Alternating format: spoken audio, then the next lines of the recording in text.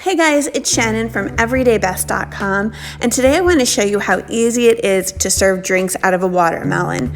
So the first thing I've done is scrape out my watermelon, and now I'm looking for a bowl to set it on to kind of lift it up so that the spigot will have enough clearance for drink glasses. Now I'm making a place where the spigot is going to go. My kit actually came with a device that has the exact circumference. If yours doesn't, obviously you're just going to measure your spigot. This is actually the kit that I used, and I'm going to link below to let you know what that was.